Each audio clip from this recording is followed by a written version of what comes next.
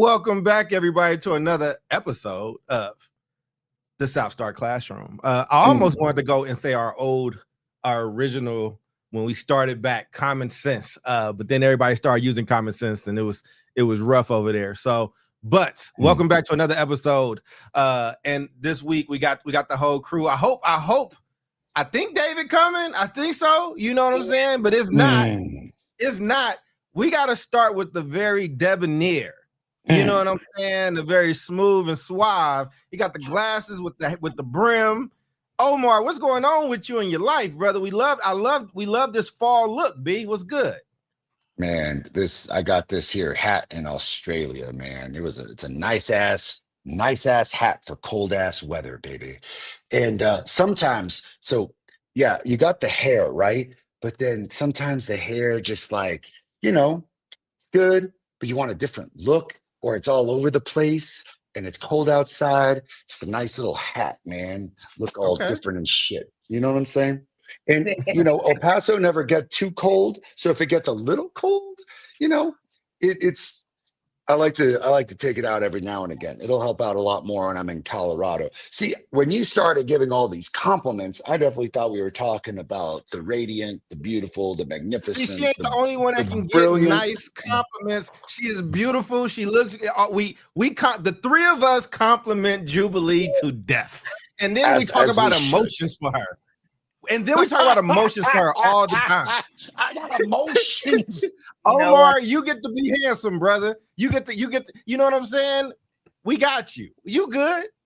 I love you, Doc. Thanks, man. I got you, I brother. love you all. Sounds like Charles thinks that you all do too much for me as the only, Never, I never said that. That's what it sounded like. I'm not saying you said that. I'm just saying that's like how it landed, over here.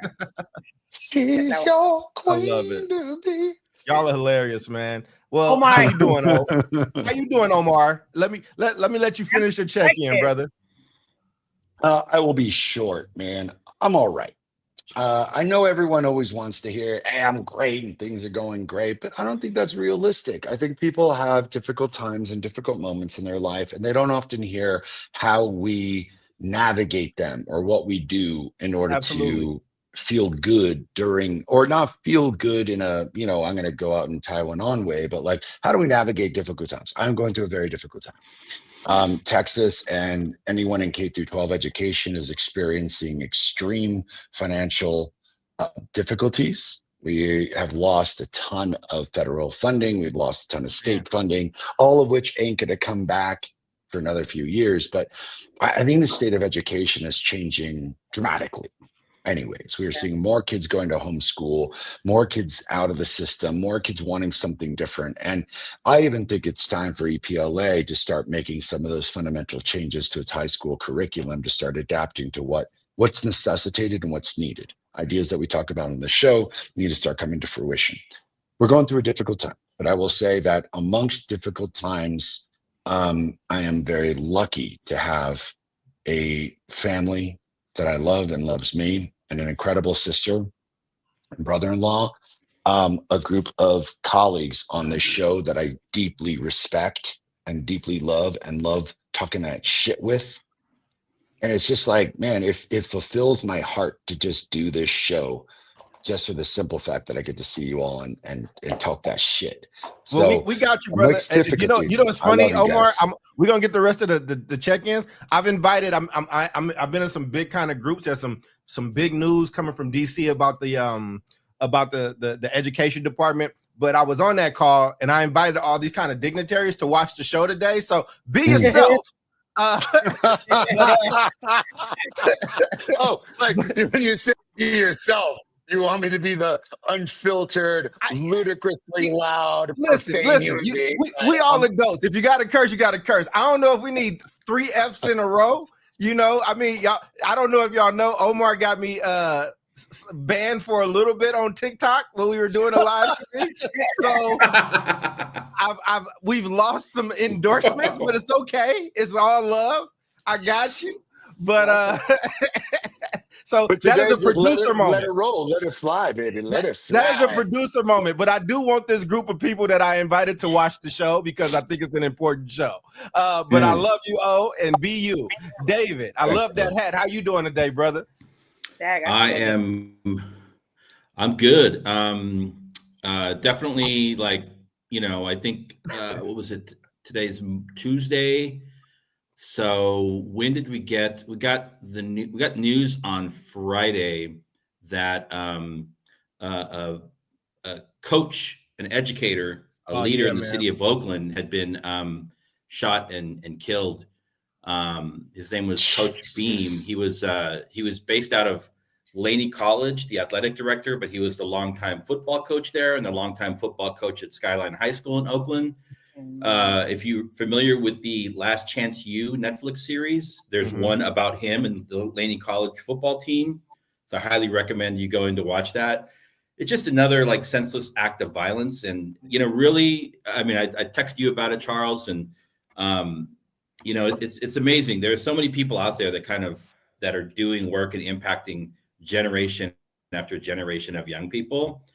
And every now and again, something happens like this, and it's an act of violence to just, take somebody from us before their time. And it brought up a lot of I don't know what you call it, like secondary trauma with Dirk, because he was another close friend and colleague and brother of ours that was taken also in Oakland, California, as a result of gun violence. And I mean, just to Omar's point, life's okay, but it's like it also feels like there's just a lot happening in that city, which I care deeply about. A lot of my clients are there, and they're experiencing it in different ways. So that's the state of the world, Hey, I'm gonna definitely touch on that a little bit of my check-in as well, man. RIP Coach Beam. Most of Oakland knew Coach Beam. A lot of people in NFL because of Coach Beam. NBA, NFL, all that stuff. He just was a pillar in Oakland and the senseless shooting, man. And Chicago got some stuff happening too as well. But the queen of our show, that we do make sure we her regality. Miss Jubilee, what's going on with you? Talk to us.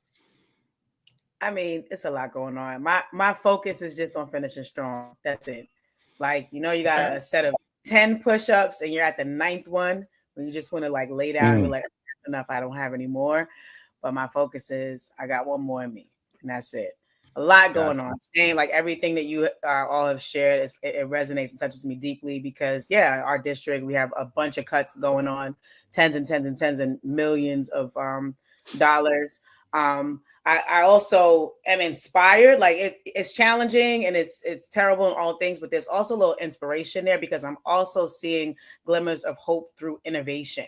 Right. So it's like we're losing money here, but then like, all right, so what can we do over here? So I see communities galvanizing. I see, politicians galvanizing and just trying to figure out like, how do we still stay ahead when something was taken away from us and, seemingly has put us so far behind. But like, what are some of the things that we can do? Like, we're not going to wait on things to get better for the government to change and people to actually start caring about public education. Like the ball is in our court in some kind of way. And how can we bounce it in such a way where it's going to help us to make a basket? So our kids are in school today. Yeah. Yeah. Right. Yeah.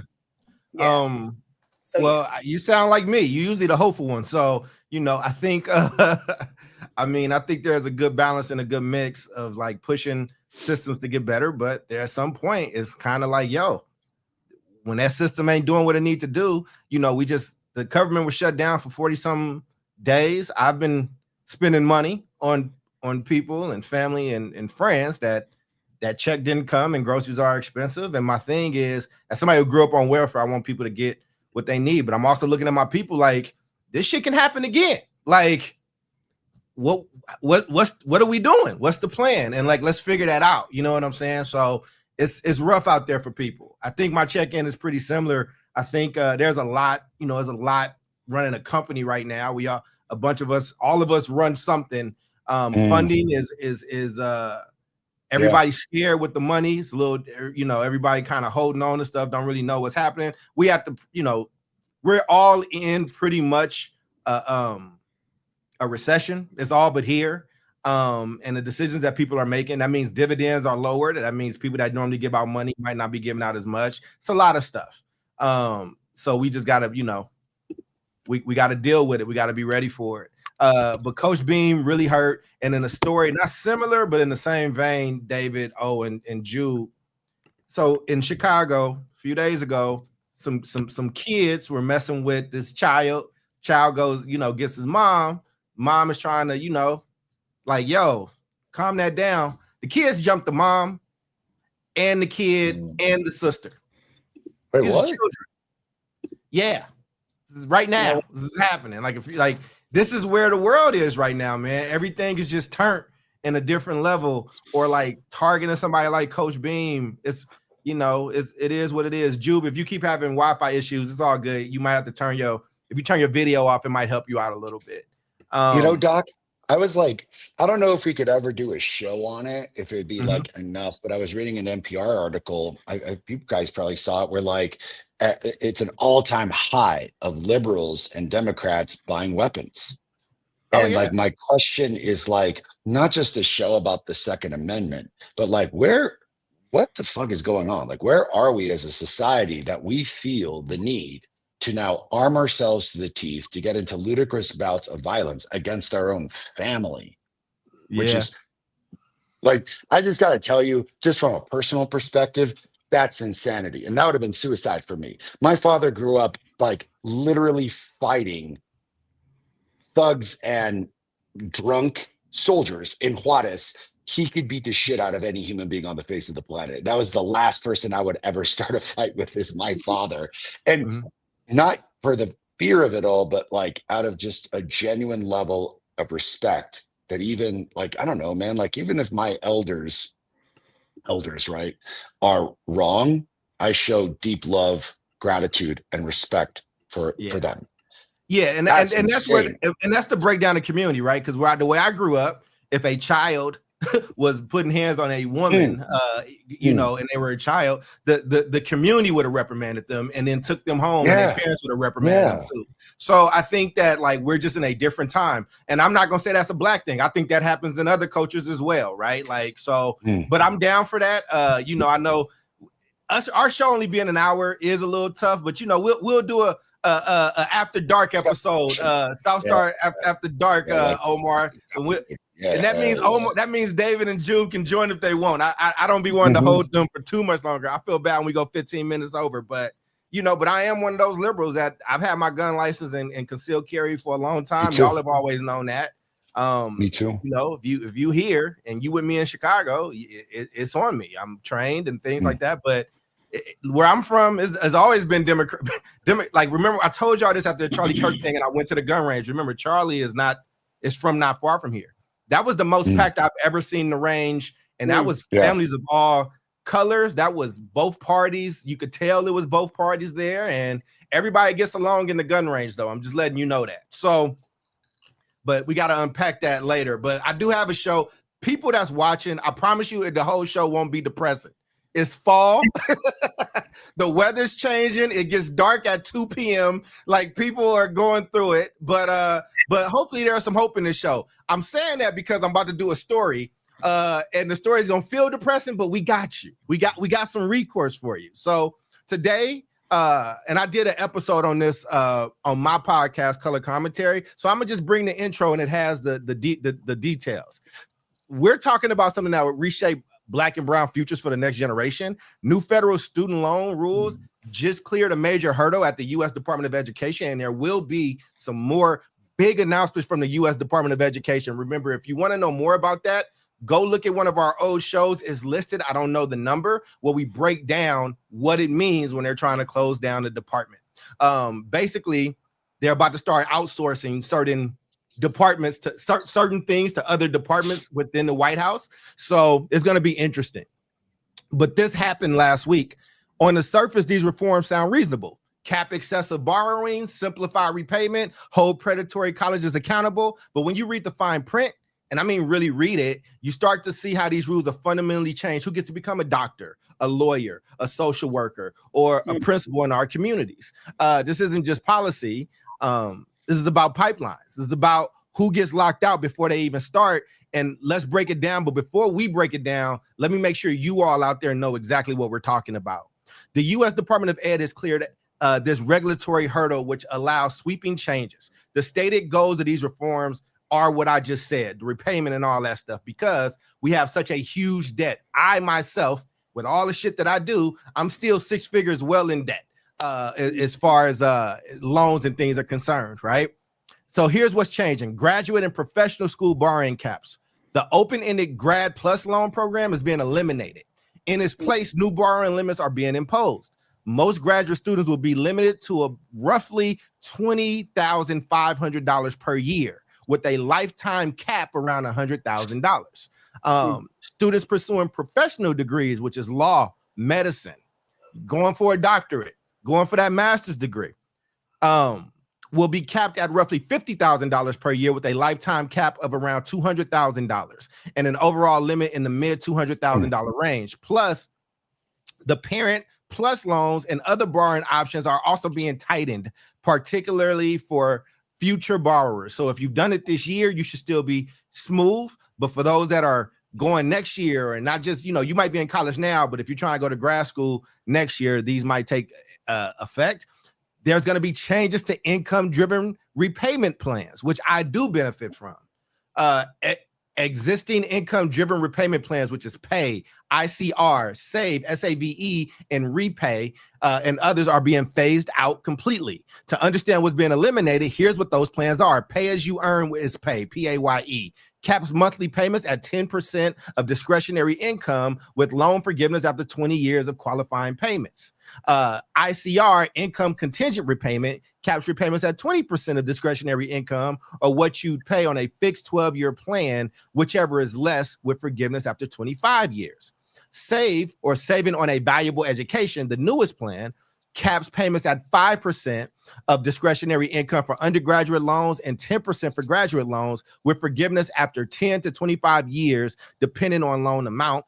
And then finally, Repay, revised Pay as you earn, caps payments at 10% of discretionary income for all borrowers, with forgiveness after 20 years for undergrad and 25 for graduate. All those are gone. They're gone.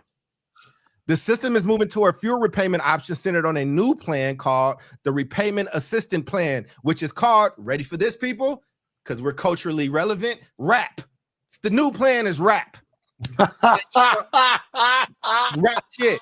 Oh, insulting. This plan will be used. This plan will base monthly payments on borrowers' income, but will stretch out both repayment and forgiveness timelines compared to current programs. College accountability measures. New accountability rules will tighten oversight of colleges and universities. Programs with weak earnings outcomes and high debt to earnings ratios for graduates may face penalties or lose access to the federal financial aid. And there's been a lot of criticism of these reforms, as you can see. I'm one of those people. I've been kind of yelling about this all week. And those clips are doing well. Thank y'all. All those clips are over like 2,000 or 3,000 views. I appreciate it. Critics of these changes argue that they will disproportionately harm low income and Black and brown borrowers. They warn that borrowing caps will limit access to graduate and professional degrees, and that tighter rules will make it harder for students harmed by predatory institutions to get debt relief. That is the news, people. I do have questions, but I think our reactions to this and how you're processing this is even more important than those questions. I don't care if we get through the two main questions I have.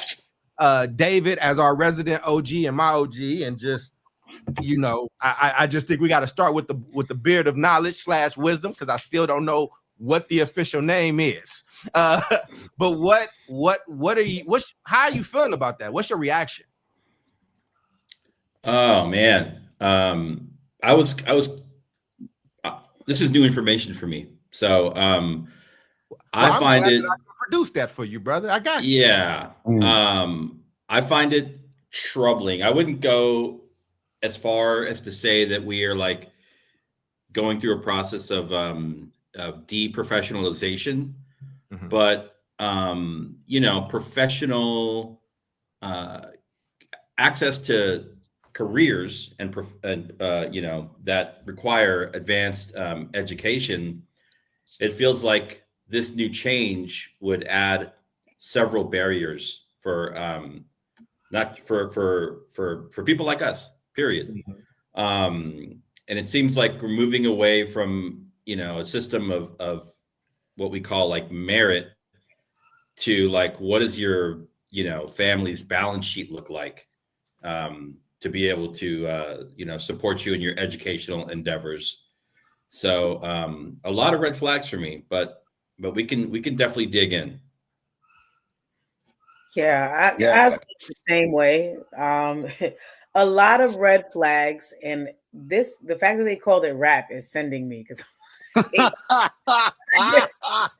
what I want them to publicize. They called me and asked me for my opinion. I was like, go with rap. Get a right. detail. Like, show us that clip in this conference room or whoever was in there where they were like, well, we should call it rap. Like, Yeah. What? Yeah, the kids love rap. Right, like rap from the bodega.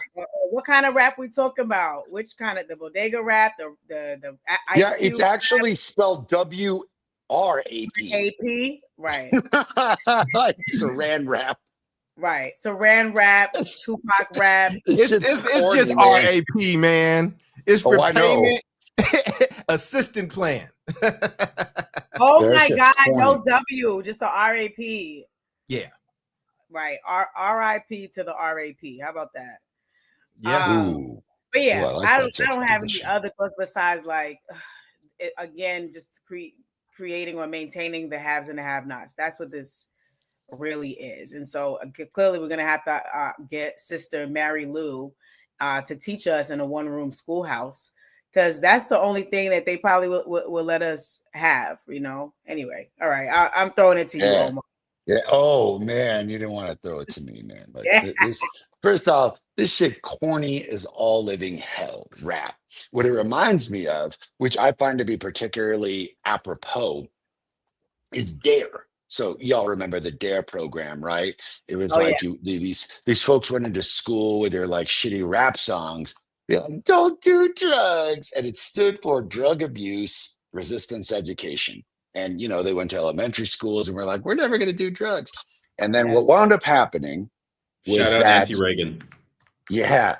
Shout out Nancy fucking Reagan. Cool, because then all the white kids who went on and did cocaine in copious amounts got no penalties. I ain't never get another sponsor. I showed y'all the Monster. Did I show y'all the Monster application? We can just rip that up. It's all good. Go ahead. They need to be supporting. Monster don't like the truth. Oh, Monster don't like the truth. They don't like the history of the United States. Monster, you are absolutely great. That was not a Red Bull I was drinking, and disregard what Omar said. Don't try to run a goddamn business here, Omar. I'm trying to run a company, Omar. Meanwhile, crack 18 times. Wait, side greater note, penalty. I have to say this. I showed my children the video with the egg, where they put the egg in the frying pan. Yeah, Johnny Depp and the don't you? On drugs. I promise. I'm like, leave with me. Come back with me to my childhood so I can show you how they stopped everyone from getting on crack. Anyhow, go ahead. Indeed, or whatever it was that they were trying to talk about. I have a funny Dare story. I have so many funny Dare stories. The branding, that shirt. If I can find those shirts right now, though, those shirts with some black and red 11s, with some black and red Jordan 11s. Oh my God, it is incredible. Those shirts are awesome. Man, they had a branding game and everything. And I mean, the truth of it was like, all right, cool. Listen, man, I'm all for like the information of what happens, but that was never what it was. It was like, drugs are bad, okay? They just sounded like Mr. Mackey, like drugs are bad, okay? And if you're black or brown, drugs are bad. And if you're white, drugs are bad. But it was never educational. It was corny as shit. It wasn't helpful. I mean, I would have much rather been like, hey, what does this actually do? And then I could have made the decision myself. Oh, crack and cocaine are essentially the same thing, one's a bit more of a concentrated form, but they're going to have the same effects, same reactions, same difficulties. Why don't I just choose neither one? And then ultimately, we all know what happened with Dare. We all know how it, I don't know if you all know the scandals behind the misappropriation of money behind Dare, but that was also another fun scandal. And rap just sounds like, let's create another bullshit situation and literally wrap it up in this like preposterous Christmas wrapping and give it to everybody and say, you're welcome. Yeah. Yeah, I would say I don't like it, Doc. I don't like it. But I do like Monster. I got that. And their coffee drink is particularly actually quite good. I mean, the coffee drink is good. And I feel bad. I'm gonna switch me to the bottom because I hate when y'all face is covered up by the comments. But I would say I'll make the statement cover first. My face up, baby. It's all good, man. No, we just talking about how handsome you were, brother. You got the hat on. People need to see you. Man. As the young people will say, you put that ish on, Omar, because I'm trying to get my sponsors back.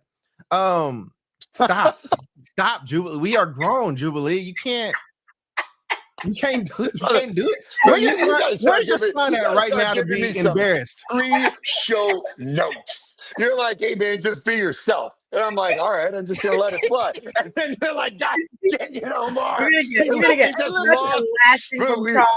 We're gonna get such a lashing. Listen, I want to pick up Waffle House as a client. David, I want to pick up Nevaeh as a client. David, I think I missed. Did you all like communicate ahead of time and say that we're going to take edibles an hour before the show, brother? Man. Listen, we are gonna make David quit, and I don't want to lose David. Okay, this is serious.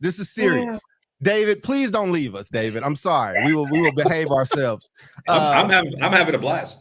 Omar, we will do South Star Classroom after dark, Omar. I promise you. Excellent. I promise you. I'll say you want me to come back into the PG-13 era? No, it's all good. I mean, anyway, because they're gone. This is gone. We lost it, but it's fine.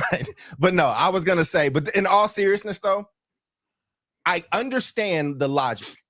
And I'm gonna get us there from a nuanced way. I understand the logic, right? A lot of these loans have been running crazy, rampant. Like there's been a lot of stuff. And when you're 18 years old and they having you sign stuff that you don't understand, your parents don't understand. And I don't know how the loan has gotten bigger over all these years, but it has. And my loans got bundled up and sold a bunch of times. So I understand the government saying, hey, we got to find a way to fix this.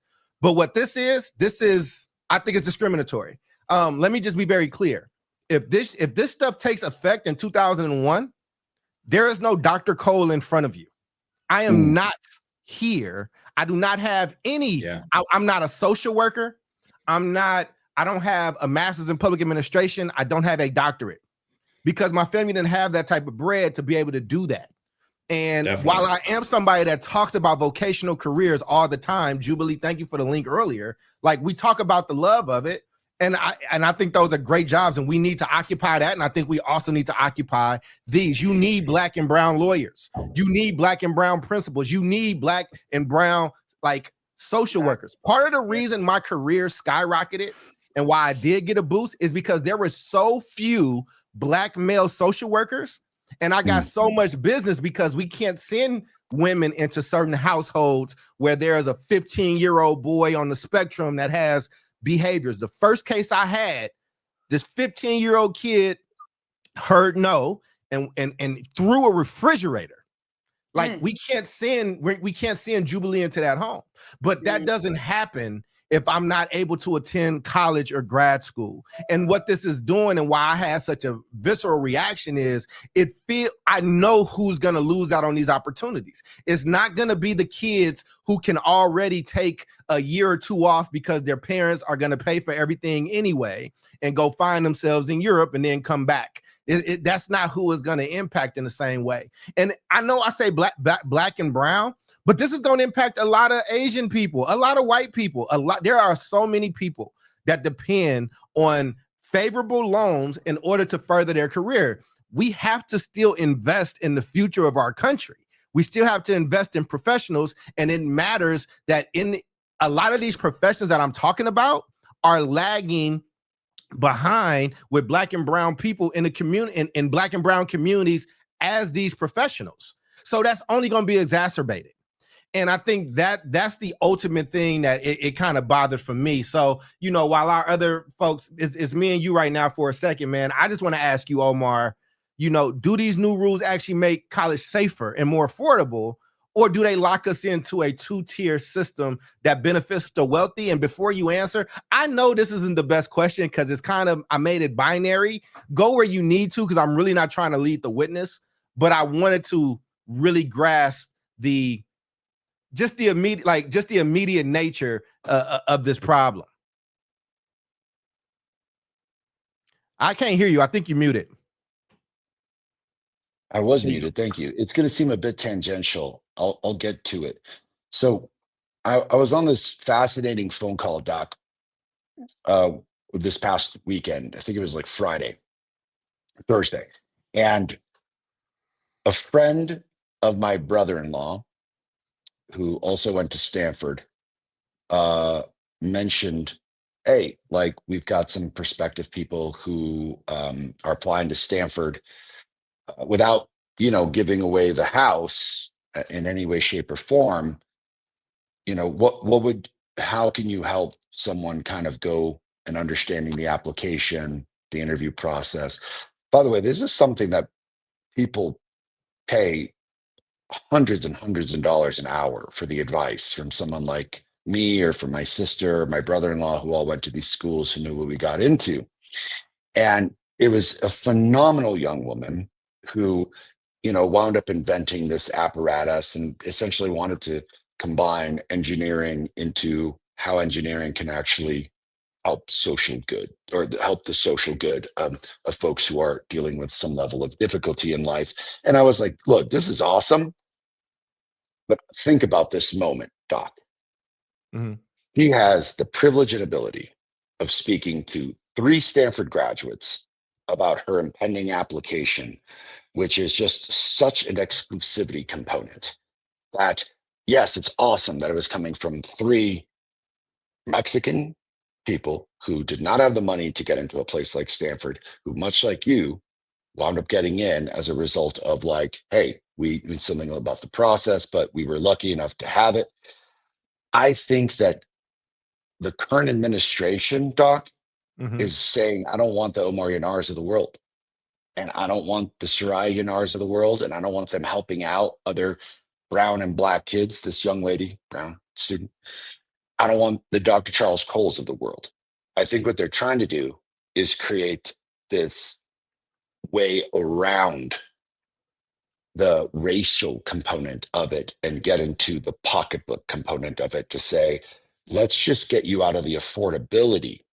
And then let's get you out of the know-how of even how to get into these places and sever that tie of the Omars helping out, you know, the other students of the world. Let's just absolutely create this kind of stratification, because in the next question, Doc, I think that this aligns very much, and apologies if this hurts our monster sponsorship.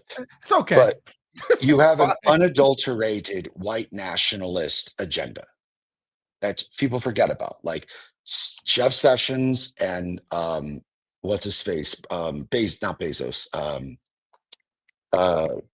the guy who owns Breitbart, who I don't even know if it's with Breitbart anymore. I know you're talking about. It's the weird face. I'll I got you. I'll think of his name in a second. Bannon? These two created, Steve Bannon, thank you. Mhm. These guys created this formula that became Project His 2025. face looks like rigor mortis is kind of set in already. Yeah, I don't- this isn't conspiracy theory, gentlemen. This is public documentation that no one wants to actually look up and read.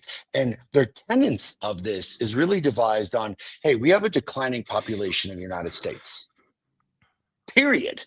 But particularly of white Christians. We need to solve that because they feel white Christians should continue being in charge of the United States. How do we do that? Let's tamper down on immigration. Dude, my brother-in-law was just telling me, David, I don't know if you know this, brother. This just recently was happening. Buses of people going back to Mexico, or individuals going back to Mexico are getting stopped on their way to Mexico and being asked for papers.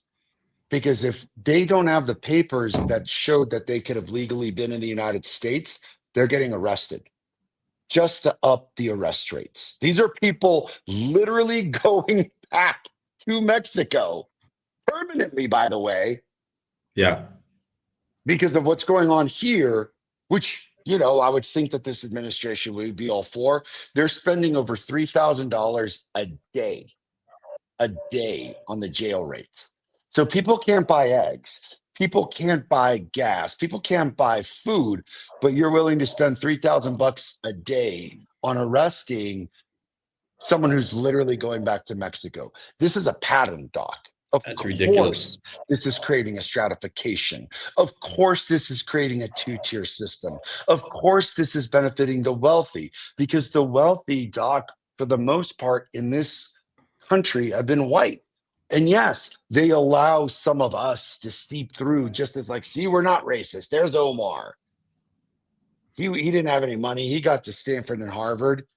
Or like, hey, that person, you know, they're black. They have money. See, we're not racist. They allow those things, Doc, to happen in order to basically eschew any, not just responsibility, but plausible deniability. Mhm. So, fuck yeah. I think that this is absolutely driven to create a two-year system, because, brother, how else do we afford this? And then how else do they lock people out from prestigious organizations, or any organization for that matter? It's Mhm. just like, shit, Doc, what would you have done? What would I have done? Had we not had the ability to Yeah. get some loans and some support?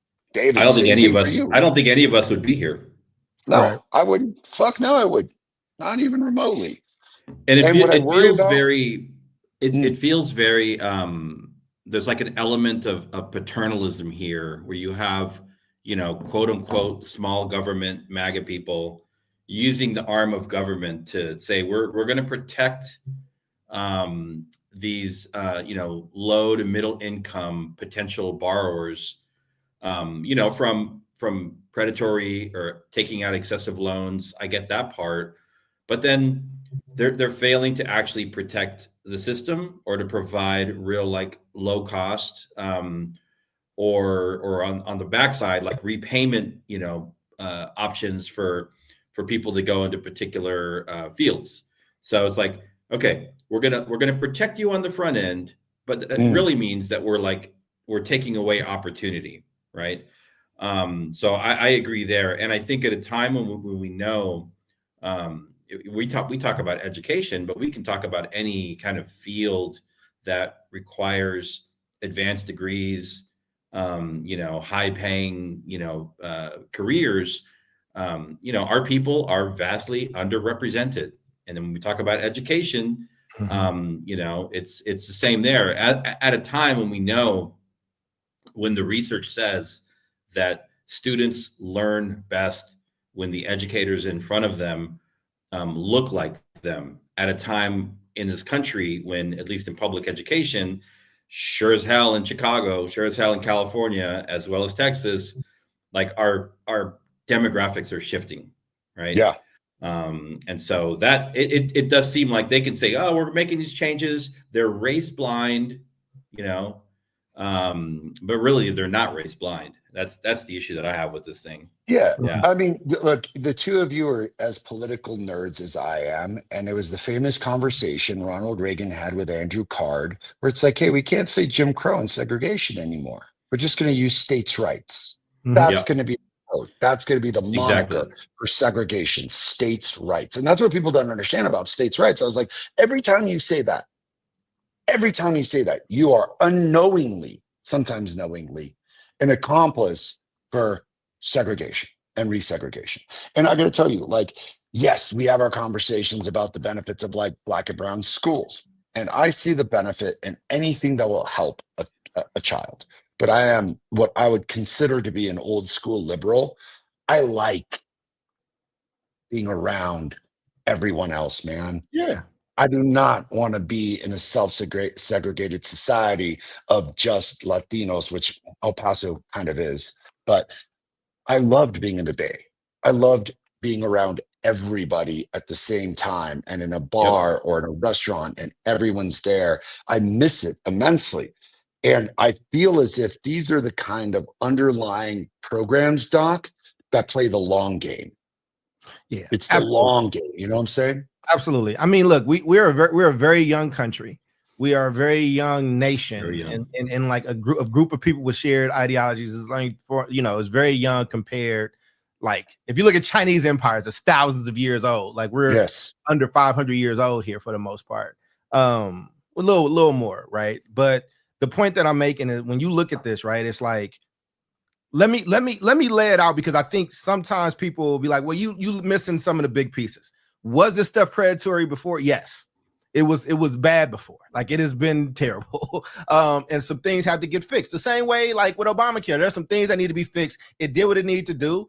A lot of people are not aware of like how these premiums. I am, because I run a company and I have to sign off on like, oh, here's our healthcare, and those premiums have shifted. It's big, right? So I think those things need to be fixed, but you don't have to throw the baby out with the bathwater.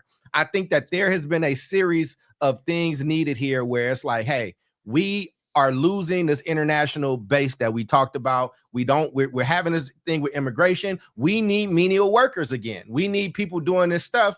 And if you get these Negroes and you get these brown cats, you get them out these colleges and these highfalutin jobs, these stinky jobs, we can probably bring some factories back. We can probably do that, right? But I think that we have to have some real honest conversation. When you talk about this two-tier system, it is really about there's a group of people that they feel has the right to this stuff. You know what I'm saying? And I think that if you born poor here, we don't really feel like you got the right to it and you taking it from somewhere else. Now, I will say this. I get what you're saying, Omar. I want to just I want to just make this statement. I know I'm going a little long, but I think it's important for our audience. There's a difference between segregation and choice. Segregation is a doctrine by law that tells me what I can't do, what water fountain I can't drink out of, and what school I can't go to. Choice is me having all the options open, and I'm choosing to take my black ass with Jubilee's black ass, and we're going to be over here because we feel seen and comfortable in that space. So, and I think you need that. I think one of the things I love about Chicago, in the city, it's like the Bay, it's like New York, it's everybody in the heart of the city. You drive out 10 minutes in either direction, you will run into Old Town, like an all Italian town, an all black town, a Caribbean town. And the beauty of it is that, some of that stuff is like a portrait in time where you get to kind of visit. Listen, next time you out here, let's go get Italian in the Italian spot, because it's the best there. It is incredible. When me and you linked up, we went to an Irish pub. That was a real Irish pub. You know what I'm saying? When you came to Chicago and we kicked it, right? Like, I like that. I like seeing that. I like being there. But I can move freely there. I can be there. They're welcoming to me. I'm welcoming to them. So what they are trying to get rid of, because here's the thing. They like segregation until it works against them. They closed down a charter school in Minnesota because there was a bunch of Ethiopian kids that went there, and it wasn't any white kids.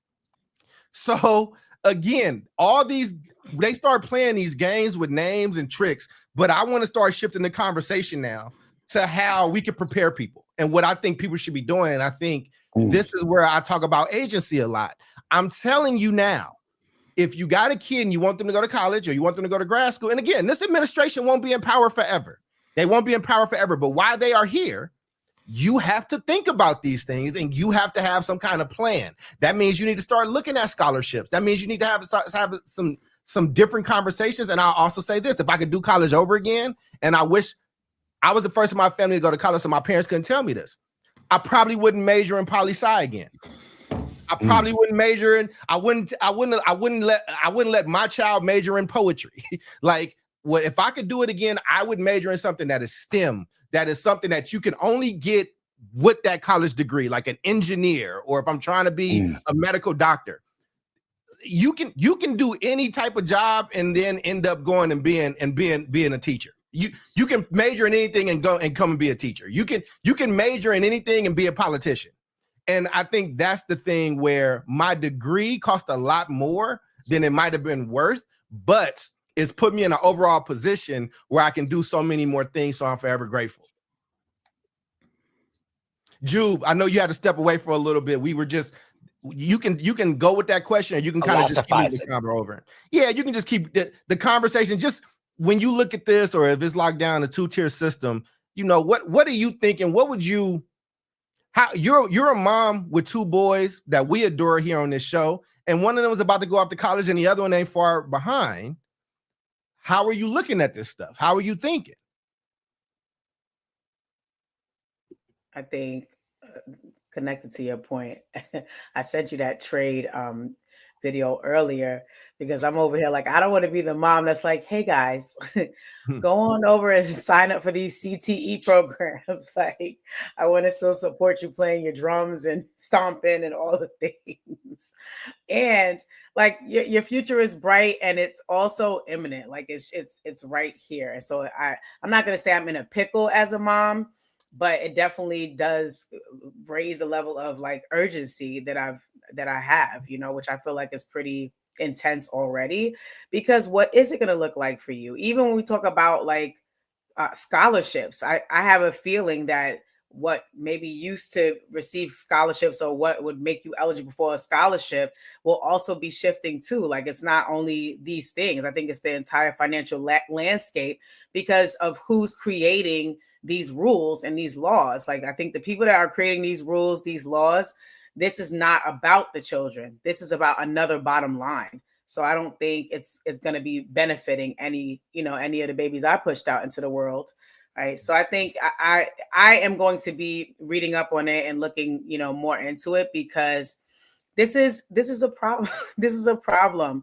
And I think the other piece for me is, again, I want my sons to be able to choose, what they do, what they go to school for. But I also know you have to be able to like provide for yourself and like live a life, And so, yeah, poetry's out, poli-sci's out, but like what is in? So it's like, how do I maintain that? Maybe minor in them, Maybe minor, I don't know, like, I took poli-sci for one day, but you know what I can say, poli-sci. I loved it. Listen, my son, Sydney, the one that was on, he loves all things poli-sci, all things American government. Like, he had an AP teacher last year. He talks about that teacher like they are besties, and they about to go to the Irish pub on Friday. Mr. Moore told me, he was like, what about, did you see Trump's latest? Like, they talk about all the things all the time. He's very intrigued by it, But I think also, just talking about back to the trade thing, I think about my young Black men, like, what are your hands skilled to do? Because in this environment, I don't know what you're going to be able to, get an education that I don't know what you're going to be able to do with the way how things are looking right now. So now I need to open my mind up to more options that maybe 4 years ago I would not have been considering, So yeah. That's what's up. And David, I mean, similar with you, your boy is right in between Jubilee's boys. First off, all the little the South Star kids is growing up and they out here in the world. I still try to use, the picture of David with his son when he's this big. David, don't let me. But it wins us. It wins us new contracts when I do it. But David, our little guy who ain't so little no more. How are you approaching this, and how are you thinking about these things? And I know you just heard something tonight. I think. We always. I think the number one thing is like, finding something that you're passionate about and going for that. And that starts in like middle school, starts in high school. And so when time comes, which for us is coming in like a year and a half, getting very serious about this stuff is like, what are you actually passionate about? That's number one. And these are not conversations I had with my parents. I was like you, Charles. I had zero guidance. I got lucky. I ended up in a state system at a time when the state system of California, the UC, was still affordable. But I still ended up taking out loans for my post BA, graduate level studies. So I think that's number one. I think looking at affordability, to be honest, right? Like looking at like what's what's affordable, what's not affordable, how long is this going to take to pay you back, doing some work around that, and then figuring out where we're going to come up with the money. To be totally honest, I mean, it's not cheap, and I think that's the other thing. I mean, I don't know how we've created a system where public and private, like post K-12 college and universities, cost so much damn money. Oh my God. It's just like it's information. It's information. And now we have we've had the World Wide Web for however many decades. Now we have AI. Like you can create your own university system with AI, I mean, it's like, so I think there's going to be a lot of change on that front too. But our government's going to have to keep up with it because, if they're going to be running programs that will provide loans and grants, they have to make sure that they're obviously using the money effectively. But again, I go back to the point. I think this latest change is going to, work directly against the pipelines that we know that we have been working on, the educators, principals, lawyers, doctors, healthcare workers, counselors, social workers, and that's going to take a long time to reverse. Steve Bannon's name came up earlier, so I just wanted to make sure that people know that Jeff Sessions. I've listened to a couple of his podcasts. In case you missed yesterday's podcast, episode 4,932, zombie cannibal gangs in Haiti. Yeah. I mean, but here's the thing, though, right? Like, that's crazy. But this is the point, though. Them boys consistent, and this. Listen, man, we are at a space where we think that we can make fun of these people, and I had a little joke at one of their expenses, but like, they here and they fighting and they ready, and this is how fights work. And I think I blame my generation on a lot of this, right? Because we're the anti-bully generation. Go ahead, David. I'm wondering now that we're making this connection. What was the name of the blueprint for this second Trump administration? What's it called? Plan what? Yeah, Project 2025, Brandon. Project 2025. So is this I wonder if these changes that they're making to higher education grants and loans baked in some way to Project 2025. Yeah. There's always going to be a dotted line. And I mean, but here's, and that's the thing. They told you the plan is right there. And again, this is why Omar and I catch we caught a lot of heat. Well, I caught most of the heat because Omar don't know the people I know. But when we did our political episode and we were really critical of like the campaign before the campaign, we were like, yo, if you keep telling us how important this election is, why are y'all playing these games? Yo, step aside, bro. Like, you're supposed to be and we talked about this. We said that these things were going to come, and now we don't have, the skill to fight back the way. It's become very whiny. Like, be smart, be intentional, like have counter plans, have counter measures. Nikki asked me, I think it was just up there. Nikki asked me, do I think I would be a better STEM professional than a social justice? I think I would be a better STEM professional, to be honest with you. And the reason why is because I tend to land on facts and data. I like math. I like logic things.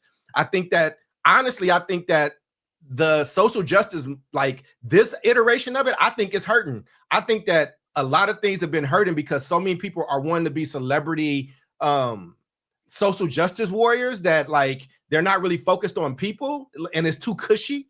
I think what David said is part of the problem with the quality of college education has drastically dropped. When we're arguing with physics professors and saying that the work is too hard, and they're like, it's physics, dog. Like, I can't make physics.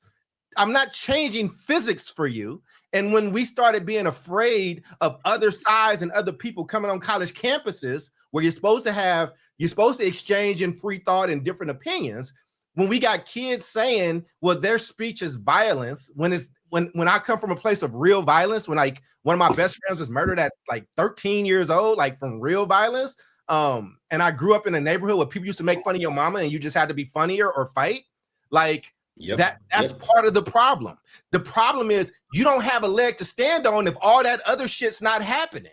If college is still doing what it needs to do, if it's still advancing us, if maybe the country wasn't 3 out of 10 of our students now could read on grade level, if we weren't becoming a more illiterate country by the day, maybe these things wouldn't have been able to take hold. Maybe if we didn't get bored listening to the news of what's happening in the White House to turn on some personal fucking reality TV drama and playing it out. Like there's culpability around, but those are the people in power.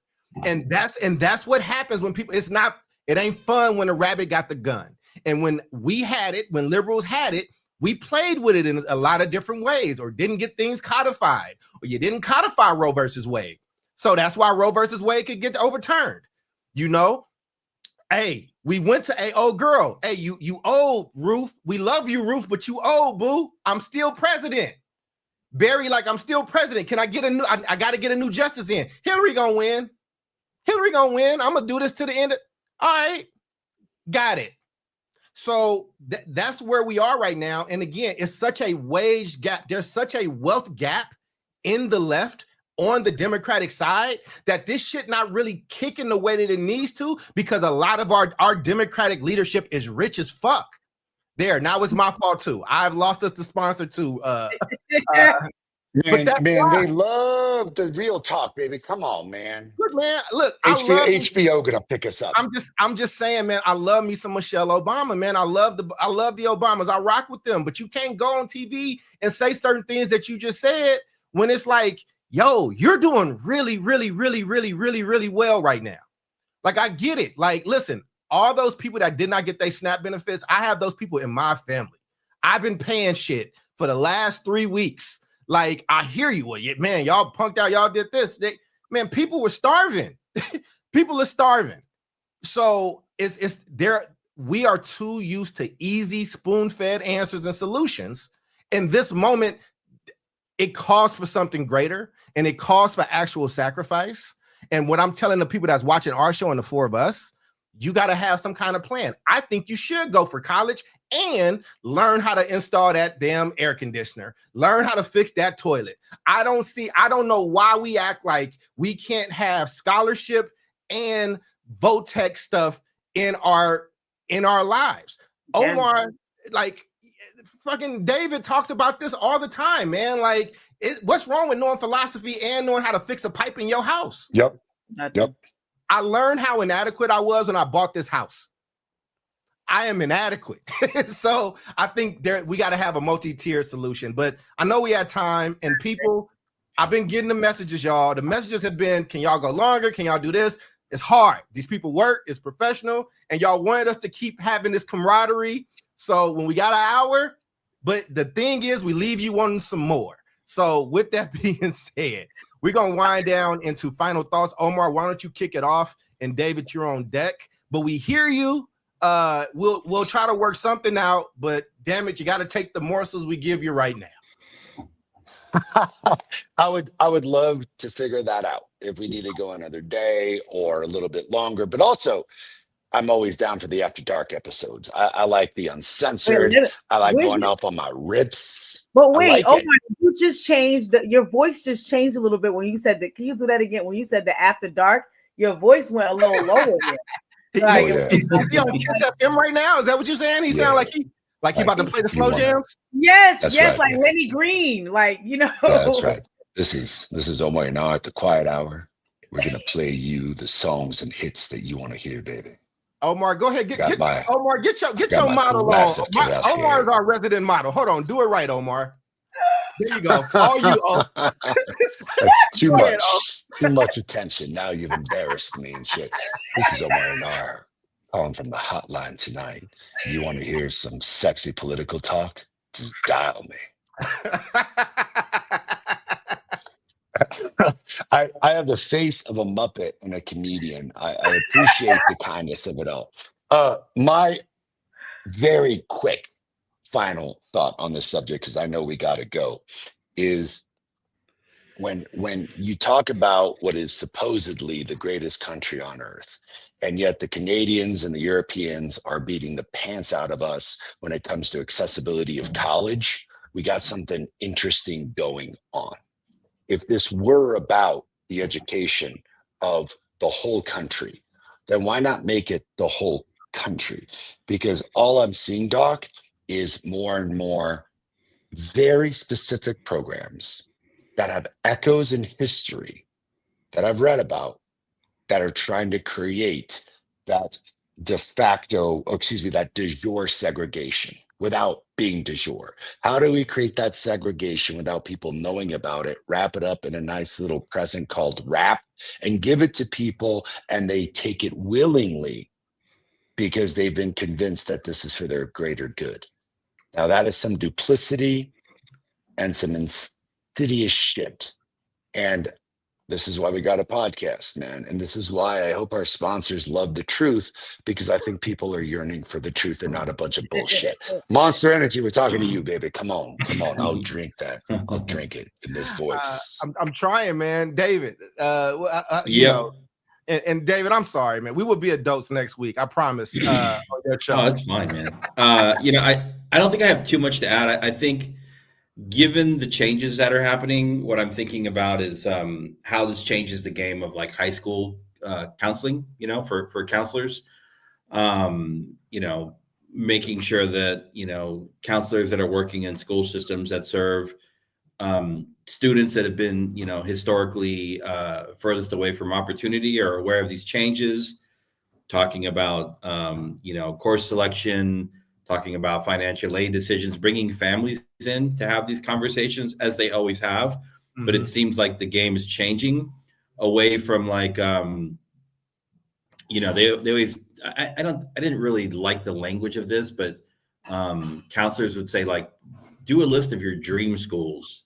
Yeah. And then your this schools and then your safety schools. Yeah. And I'm like, well, you know what? Your dream schools are going to have you living your dreams for a long time because they're going to be very expensive, right? Without that kind of financial aid. So I think, you know, just being real about like, what's it going to cost? What are your prospects, you know, post-graduation? Like how much money are you going to make? How long is this thing going to take you to pay off? You know, even before you accept any money or accept, you know, attendance, you know, to any particular university. So that's kind of where my head is now, but man, it's crazy. I mean, this definitely seems like some next level like gatekeeping under the guise of, you know, trying to run efficient government and protect people. I think the intended consequences here, you know, are not positive for people like us. But again, like, you know, who knows, in like 2 years, is it 2 years or 3 years? We can have an election and there's a whole new administration. And what do? They go back and like reverse all the stuff again. So it feels like we're on this big, like pendulum swing, overcorrection. Exactly, man. Exactly. Yeah. So yeah, I think it's gonna overcorrect both ways. And listen, it ain't promised that we win the next one either. So let's be clear about that. Jude, your final thoughts, you know. Yeah, I mean, I'm thinking about my babies, you know, thinking about our babies. And I think about the fact that like, yeah, I have a few degrees and I also sing, and there's a church, there's a gig that'll pay me however much money to sing alto in a group. Right. And I think about, you know, all the things I've taught my sons and growing up. It's like, you can't just have this one track or one pathway. Right. And I think that is becoming more and more necessary. Right. To your earlier point, Charles, like what else can you do? So I think for me, I'm going to try to keep my sons far away from needing loans as possible, you know, because here goes Meadow. Here she goes. Sorry. Okay. Stay focused. It's all good. Meadow said, I'm the star. That girl was barking for an hour and a half. I mean, she's the GOAT when it comes to barking. But yeah, so for me, I want to keep them as far away from needing loans as possible. I also think in hindsight, like knowing that there are many parents that sign those like parent plus loans and things like that. And I think sometimes that comes with a hard conversation that I ain't going to be doing that. Like we live in the state of Maryland. You got an address in Maryland. You got an address in New York. pick a school in one of them 2 states, right? And just thinking about how to like lower the cost for college to make sure you go to a great school, but that it also is not putting us in the hole. Because the answer to that, the last question that you had up there in terms of not just the experience of having to pay when you're in college, possibly have to work your way through college, but then when you're done with college, having to work extra hard to pay for life and to pay off your loans. Like that's a real thing. To me, it's like another form of slavery, you know? Mhm. So these are the things that are circulating in my head. So I think the long and short of it is I'll try to be keeping my babies away from needing the loans, try to get them as many scholarships as possible, but also have them tap into multiple streams of income, get that certification and whatever, while also building up whatever your skill set is through your college education.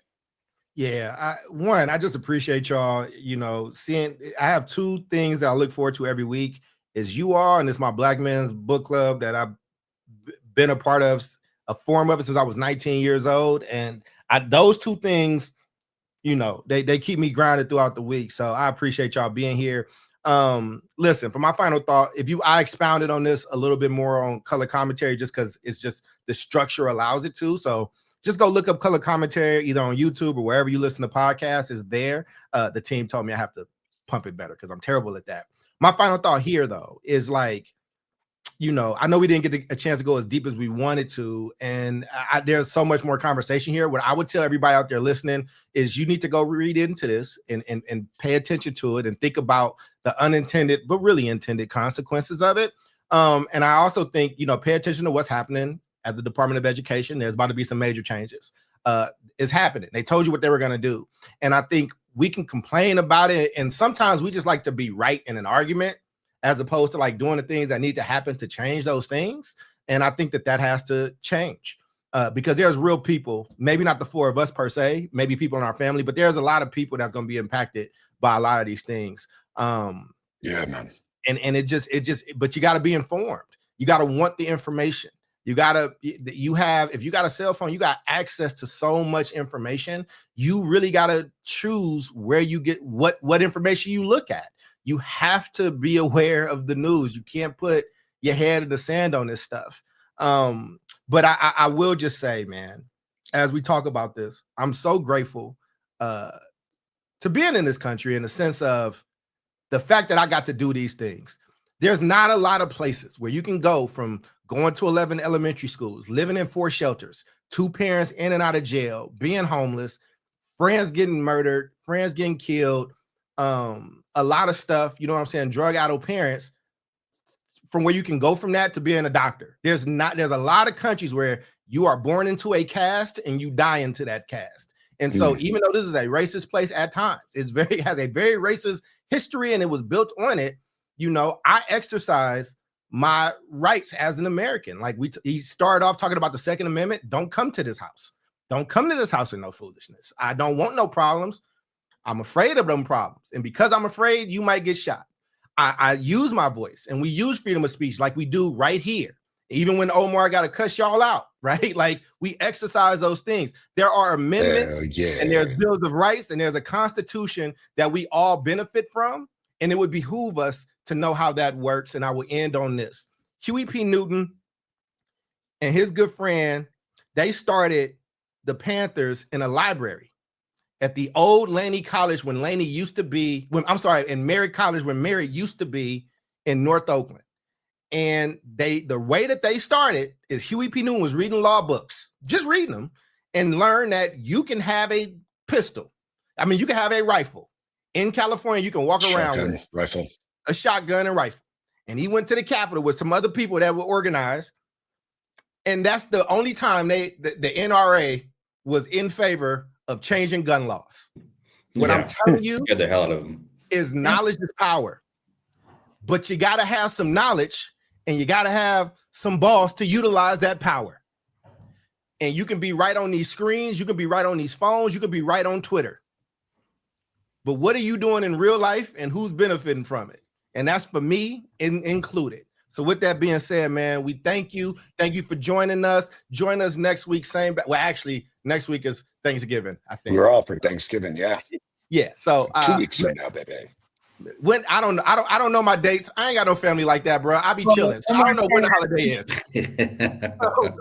Something we might be doing an episode, we might not. I have no idea. But in the meantime, you all take care of yourselves, take care of each other. To our guests that came and showed up, thank you for commenting. Bill, we missed you. We definitely noticed. Bill, where you at? We noticed. We pissed Bill off. Bro. I think Bill said, "Stop policing me and letting Omar cuss everybody out." He want to cuss Trump out. Come back, Bill. We miss you. Bill, we love you. To Nikki, Yeah, we do love Bill, man. to Shout out Cindy, to to Nikki Nikki, and to everybody that Mama was in the comments. Thank you, and we'll see you all next time. God bless. Peace out. God bless.